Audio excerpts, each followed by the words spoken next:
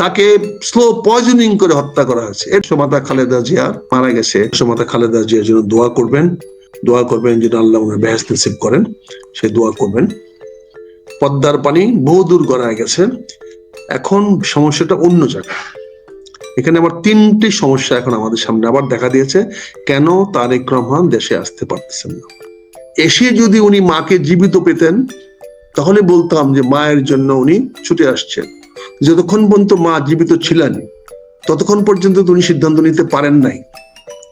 এখন মৃত মায়ের খবর পাওয়ার পরে মায়ের প্রতি আমার আগ্রহ আছে, মাকে এখন স্যাক্রিফাইস করতে হচ্ছে, আমার মায়ের স্যাক্রিফাইস করতে হচ্ছে। আমরা এরকম অনেক লোকের জীবনে জানি পিতা মাতা মারা গেছে, সেখানে দেখা করতে পারি নাই, দেখতে পারি নাই, এরকম অনেক মানুষের জীবনে অনেক হয়েছে। আবার অনেককে কারাগার থেকে এনে আবার মৃত বাবা মাকে দেখানো হয়েছে বা জানাজা শরীক করতে দেওয়া আছে। এখানে যদি উনি আসতে না পারেন তাহলে মহাভারত কোনো অসত্য হবে না, এখানে কোনো সমস্যা দেখা দিবে না। তাতে বরঞ্চ বাংলাদেশটাতে একটা গন্ডগোল, একটা বিশৃঙ্খলা সৃষ্টি অবস্থা থেকে উনি মুক্ত হয়ে যাবেন। যদি বিশৃঙ্খলা অবস্থা সৃষ্টি হয় তাহলে এর দায় দায়িত্ব কিন্তু উনার হাতেই পড়বে। আপনারা জানেন যে উনাকে প্রথম যখন ভর্তি করা হয়েছে, তখন 3 তারিখে যখন ভর্তি করা হয়েছে, তখন 4 তারিখে যে স্বাস্থ্য বুলেটিন দেওয়া হয়েছে সেখানে বলা হয়েছে ওনার হার্টে ইনফেকশন, অর্থাৎ হার্টে ঘা হয়েছে, ওনার হার্টে ঘা হয়েছে। হার্টে ঘা হওয়া কি জিনিস? হার্টে ঘা হলে হার্টটা এক্সপ্যান্ড করতে পারে না, হার্টটা বাড়তে পারে, কারণ প্রচন্ড ব্যথা হয়। কারণ হার্টটা তো সবসময় নড়াচড়া করে, যে জায়গায় কোনো ঘা হয় সেই জায়গায় নাড়াচড়া করা যায় না, নড়াচড়া করলে ব্যথা ওখানে বেড়ে যায়। তার মানে ওনার হার্টে এই ইনফেকশন হওয়ার কারণে উনি সেখানে আর নড়াচড়া করতে পারছেন না। তো ইনফেকশনের কারণে উনি ওখানে রক্তটা নষ্ট হয়ে যাচ্ছে, এই সমস্ত কারণে হার্ট ফাংশন করতেছিল না। তারপরে বলা হয়েছিল লাংসে পানি গিয়েছে, সেটাও একটা বিপজ্জনক, এটাও হয়ে গেছে। আবার ওনাকে বলা হয়েছে যে ওনার কিডনি ফেলিওর করেছে, লিভার সিরোসিস হয়েছে এবং কিডনি ফেলিওর করেছে। আবার বলেছে যে ওনার লিভার ফাংশন করে না। এছাড়া আরো আর্থ্রাইটিস আছে, আরো অনেক কিছু আছে, এগুলো বলা হয়েছে। তাহলে এই একদম লোক রোগ নেওয়ার পরে ওনাকে ওরা 48 ঘন্টা পর্যবেক্ষণ করলেন, অর্থাৎ 48 ঘন্টা উনি বেঁচে থাকে কিনা দেখে তারপর ট্রিটমেন্ট শুরু করবে। 48 ঘন্টা তারা বিভিন্ন ডাক্তার দিয়ে পরামর্শ নিলেন, সবকিছু করলেন। করার পরে 2 দিন 3 দিন পরে 4 দিন পরে বলা হলো যে ওনাকে ভেন্টিলেটর দেওয়া হয়েছে। অর্থাৎ ভেন্টিলেটর মানে কি? ভেন্টিলেটর মানে কৃত্রিম শ্বাস প্রশ্বাস, অর্থাৎ ওনার হার্ট আর এখন কাজ করতেছে না, কৃত্রিম ভাবে হার্টটাকে এখন ব্যবহার করা হয়েছে। আর কৃত্রিম ভাবে ব্যবহার করার পরে হার্টের ব্যবহার করার পরে যেহেতু যার হার্টটা কৃত্রিম ভাবে ব্যবহার করেছে তিনি পৃথিবীতেই নাই, তাহলে ব্যথা অনুভব করবেন কি করে? কারণ যদি নর্মাল যদি ওনার হার্টবিট চলতো, চালাইতে পারতো, হয়তো ব্যথা হইতো, কষ্ট হইতো, উ করতো। কিন্তু যিনি ভেন্টিলেটরে হার্ট এক্সপানশন করাতে পারছেন, তার মানে হার্টটা বাড়ছে কমছে, বাড়ছে কমছে, কিন্তু তাতে কোনো ব্যথার কোনো উপসর্গ আমরা দেশমাতা খালেদা জিয়ার কাছ থেকে তার মেডিকেল টিমের কাছে শুনি নাই। বরং বলেছে যে তিনি ঔষধ গ্রহণ করতে পারছেন। তার মানে হলো যেহেতু নর্মাল হার্টবিট চলছে, তাহলে রক্ত চলাচল চলছে। রক্ত চলাচল করলে ইঞ্জেকশন দিলে তো রক্ত যেখানে যেখানে যায়, ইঞ্জেকশনের তরল জিনিস সেখানে সেখানে যাবে, এটা অতি স্বাভাবিক। এই জন্য ডাক্তারই পড়তে হয় না, এই জন্য ডাক্তারই জানার দরকার নেই।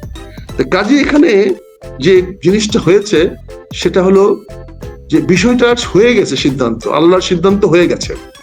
এখন আমরা বিভিন্ন কারণে, রাজনৈতিক কারণে, বিভিন্ন রাজনৈতিক সুযোগ সুবিধার কারণে আমরা এটাকে প্রলুব্ধ করছি। কাজেই আমি যেটা মনে করি ভাই, যে যারা এখনো আশা করেন দেশমাতা খালেদা জিয়া ফিরে আসবেন, বিনীতভাবে বলছি ভাই আমি আপনাদের সঙ্গে একমত হতে পারছি না। আসেন, দেশমাতা খালেদা জিয়া মৃত্যু হয়েছে এটা আমি কামনা করি না, কিন্তু আসেন আমরা সুস্পষ্ট ঘোষণা দাবি করি। সারা জাতি কিভাবে টেনশনে রেখে, আজকে টেনশন, হাইপার টেনশন চলতেছে জাতির উপরে। মানুষ আপনারা দেখেছেন আজকে হেলিকপ্টার দিয়ে টহল দেওয়া হয়েছে, অনেকে বলা বলি করতেছেন আজকে রাত্রে বা কালকে ভোর আর্লিতে ওনাকে হয়তো অন্য কোনো নিরাপদ হাসপাতালে স্থানান্তর করা হবে, যেখানে মব বা জনগণ সহজে পৌঁছাতে পারবে না। কোনো একটি সংরক্ষিত নিরাপদ হাসপাতালে ওনাকে নিয়ে যাওয়া হবে, সম্ভবত আগামীকাল ভোরে। হেলিকপ্টার এক্সারসাইজটা তো এমনি করে নাই, এটা একটা এইম নিয়ে করা হয়েছে। এবং আজকালকে হেলিকপ্টার নাইট নেভিগেশন আছে, সে নাইট নেভিগেশনও কাজ করতে পারবে কিনা আমি জানি না।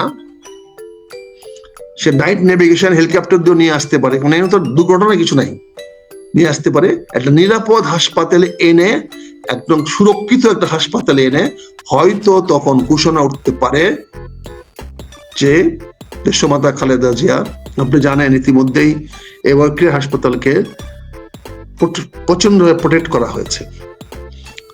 এভারকেয়ার হাসপাতালের major share holder is Indian Apollo chain, এবং তাদের লোকাল কিছু পার্টনার আছে, তারাও সবাই আওয়ামী লীগের। এখন যদি দেশমাতা খালেদা জিয়ার এখানে আসেন এবং তারেক রহমানও এখানে আসেন, তাহলে বাংলাদেশের মানুষের একটা ঢল নামবে এই হাসপাতাল ঘিরে। তখন তাকে সেখান থেকে নিরাপদে সরিয়ে নিয়ে যাওয়া অনেক বেশি কঠিন হয়ে যাবে। আর 2 নম্বর জিনিসটা হলো যে সেটা হলো তারেক রহমান দেশে আসতে পরে বাংলাদেশের রাজনীতির অবস্থাটা কি হবে এই মুহূর্তে। উনি কি নিরাপদে চলাফেরা করতে পারবেন? উনি কি নিরাপদে মানুষের সঙ্গে যেতে আসতে পারবেন?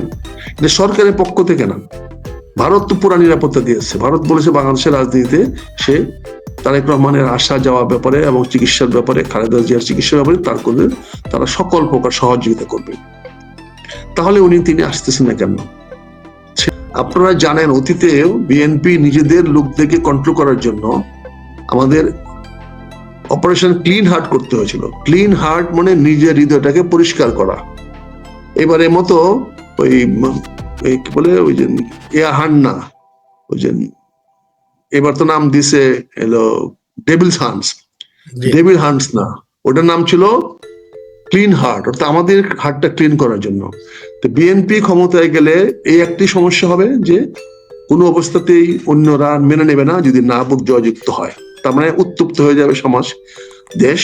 আরেকটা জিনিস সমস্যা হবে, সেটা হচ্ছে যে বিএনপি নেতা কর্মীরা এত বেশি বেপরোয়া হয়ে যাবে, যার ফলে তাদেরকে দমন করার জন্য আবার ক্লিন হার্টের মতো কোনো একটা অপারেশন চালাতে হতে পারে। তার মানে আবার নিজেদের কর্মীদেরকে আবার জেল জুলুম নির্যাতন নিজেরাই করাতে হবে, নিজেরাই তাদেরকে হয়তো আবার মানবতা লঙ্ঘন করে গুলি করে হয়তো মারতে হতে পারে। কারণ অপারেশন ক্লিন হার্টের মতো যদি একটা অপারেশন দেওয়া হয়, তাহলে সেখানে কিন্তু আওয়ামী লীগের উপরে হামলা মামলা বেশি হবে, বিএনপির উপরে হামলা মামলা বেশি হবে, এবং সেই সুযোগে আরেকটা দল আওয়ামী লীগের উপরে হামলা করে আওয়ামী লীগের সম্পদ জীবন হানি করার চেষ্টা করতে পারবে। অর্থাৎ যে অরাজকতার সৃষ্টি হবে নির্বাচনের পরে, এই অরাজকতাটা তারেক রহমান সাহেবের নিয়ন্ত্রণ করার মতো প্রশাসনিক ক্ষমতা উনি পাবেন না। যেমন ডক্টর ইউনূস সাহেব এত একজন বিদগ্ধ ব্যক্তি হওয়ার পরেও তিনি পারলেন না, বিকজ প্রশাসন তাকে সহযোগিতা করে নাই এই জন্য, এবং একটা দক্ষ পুলিশ বাহিনী নাই, ফলে উনি পারেন নাই। তারেক রহমান সাহেব কতটুকু পারবেন আমি জানি না। কাজে আমি মনে করি, আমার ব্যক্তিগত ঐমত হলো যে তারেক রহমান সাহেবের এই মুহূর্তে দেশে না আসাটাই সর্বোত্তম সিদ্ধান্ত হবে। আরেকটা কথা বলতে চাই, ডক্টর ইউনূস এখন চান যে তারেক রহমান দেশে আসুক, তাদের যা কিছু করার তারা করবে। কিন্তু তারেক রহমানের আরেকটি সমস্যা হয়ে গেছে, আমরা যুক্তরাজ্যবাসীরা জানেন, তিনি সেখানে রাজনৈতিক আশ্রয় নিয়েছেন। আজকে প্রথম আলোটা নিউজ করেছে যে রাজনৈতিক আশ্রয় যারা নেয় তারা যেই দেশের বাসিন্দা, অরিজিনাল যে দেশের লোক, সেই দেশ ছাড়া অন্য কোনো দেশে সফর করতে যেতে পারবে, 2 বছর পর্যন্ত বাইরে থাকতে পারবে, 2 বছরের মধ্যে ফিরে আসতে হবে, কিন্তু তার নিজ দেশে আর ফিরে যেতে পারবে না। নিজ দেশে যেদিন ফিরে যাবে সেদিনেই তার এই রাজনৈতিক আশ্রয় স্ট্যাটাসটা বাতিল হয়ে যাবে। সেখানে তারেক রহমানকে নিরাপদ আশ্রয় থেকে স্থান থেকে আসা দরকারটা কি? উনি তো ওখানে বসে থেকে রিমোট কন্ট্রোলে আজকে ডিজিটাল যুগে উনি দেশ শাসন করতে পারবেন। আজকাল জানেন বড় বড় কর্পোরেট ম্যানেজমেন্ট কোম্পানি, যেগুলো multi million company, billion company, বাংলাদেশের চেয়ে অনেক বেশি সম্পদ, যাদের লক্ষ লক্ষ শ্রমিক আছে, কর্মচারী আছে, তারাও কিন্তু এখন ফিজিক্যালি কাউকে কন্ট্রোল করে না, সব ওই ইন্টারনেটের মাধ্যমে ওই কাজ করা হয়। এখানে বাংলাদেশের রাজনীতি করার জন্য তারেক রহমান সাহেব তো গত 15 বছর ধরে করে আসছেন, অভিজ্ঞ, সবাই আমরা জানি। এবং আজকে ইন্টারনেট মুক্ত প্রবাহ হয়ে গেছে, ইন্টারনেট বাধা দেওয়ার মতো কোনো শক্তি এখন বাংলাদেশের তৈরি হবে না, বলে অন্যরকম সমস্যা দেখা দিবে। তার উনি তো লন্ডন থেকে চালাতে পারেন, এমন তো কোনো বাধা নাই।